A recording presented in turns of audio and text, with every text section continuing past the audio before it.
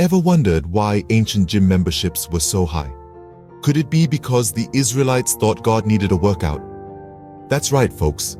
The ancient Israelites believed that God had a physical body. He wasn't just lifting spirits, but potentially weights too. It's a far cry from our modern idea of a non-physical deity, huh? Just imagine God saying, no pain, no heavenly gain. So when you're struggling with your next set of squats, remember, the Israelites thought even God had to pump iron. Who needs Facebook when you have a team of divine messengers? The Israelites thought God's newsfeed was literally fed by angels. Picture this, ancient Israelite version of Twitter, where angels are the chirping birds delivering tweets, or shall we say, divine revelations. No DMs here, just angelic dispatches. Imagine God chilling in his heavenly realm, sipping ambrosia, waiting for that angelic message request. Gabriel, why haven't you accepted my friend request yet? He might ponder, scrolling through his celestial timeline.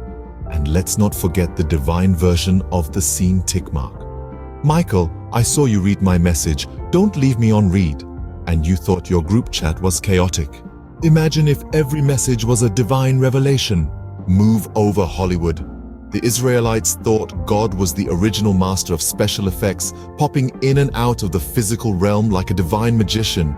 Imagine this, one moment you're chilling, minding your own business, and the next, boom, God's there, casually stepping out from his heavenly green screen. Then, just as casually, he steps back into the divine realm. No biggie. Just the creator of the universe showing off his ethereal CGI skills. I mean, who needs industrial light and magic when you've got the Almighty himself, right?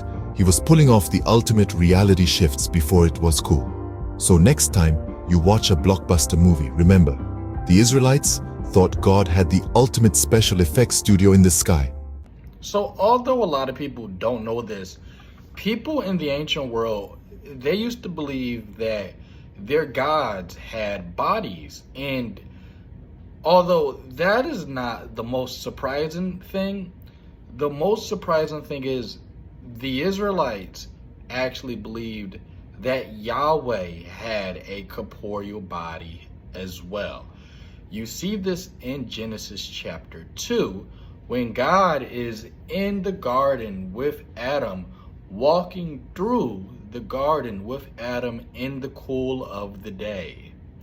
You see that God is creating Adam with his hands. God creates Eve with his hands. God is corporeally walking through the garden, and Adam and Eve hear God, so they hide from him.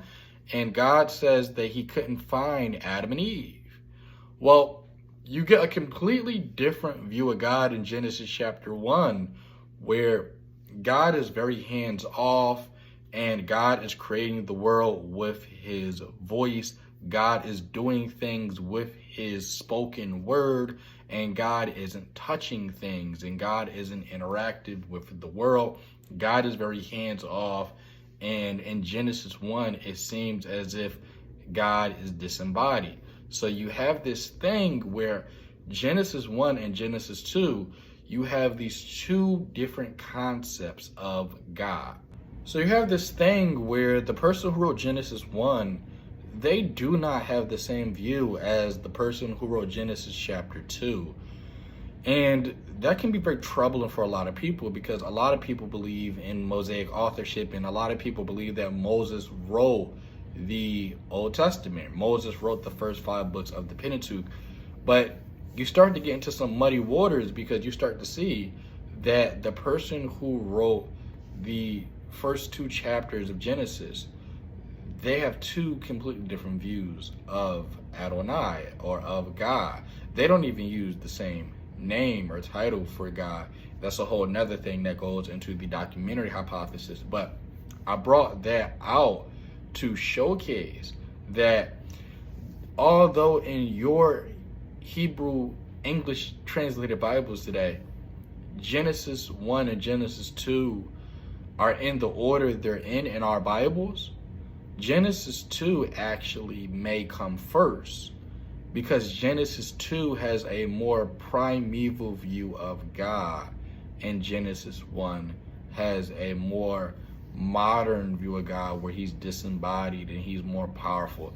It's almost like when you read Genesis 1, God is getting a power up. And when you read Genesis chapter 2, that version of God is, for lack of better words, primeval or even ancient. So Genesis 2 gives you an ancient view of God, whereas Genesis 1 has a more up-to-date version of God. He's been OP'd, or he's been powered up. So it seems like the original Israelite view of God was that God originally had a body. And as the Israelite story goes on and evolves, God begins to become more powerful. The original view of God from the Israelites, God actually wasn't omniscient. The God of the Hebrew Bible is not omniscient. That is something that we read into the text. A lot of people think that God is omniscient, but when you go to the oldest text of the Hebrew Bible, which is not Genesis, it's Job. In Job, these angels report to God. And God says to one angel whose job is being a Satan, that's actually a job description. He says, "Where have you come from?" And the Satan says, "From walking back and forth on the earth." And the reason why this angel says this is because it is his job. It is his role as a watcher. You guys might know that title or that job description from the Watchers in Enoch. So in the ancient world, gods would have watchers, and people believed that the God of Israel had watchers. These were angels who had the job description of watching over the earth, and they would come back to God and report to God what they saw. So God in the Hebrew Bible, he is receiving information about what is going on from his messengers who's keeping him up to date. But God in the Hebrew Bible and the Hebrew concept originally is not omniscient and doesn't know everything. He receives information from his watchers who he sends out. They patrol the earth and they come back. Now, as always, I talk about more of this stuff in my book, Secrets of the Bible from the East. If you do not have my books and if you want to learn more about this stuff, you need to go to the link in my profile and get my books. I specifically talk about a lot of this stuff in Reading the Bible with the Mind of an Ancient Israelite, but you can get all 3 books in a bundle by going to the link in my profile or my bio, depending on where you're watching this at. If you're watching this on TikTok, you might want to check the comment section because the link to my main profile may be there. So in the Hebrew Bible, originally God has a body, and it looks like over time this concept evolved until we got the concept of God that we're familiar with today. A God that's disembodied, a God that is omnipresent, a God that's omniscient, a God that is all powerful in a Platonic sense, but not in an ancient Near Eastern sense. All right, I'm off here, guys.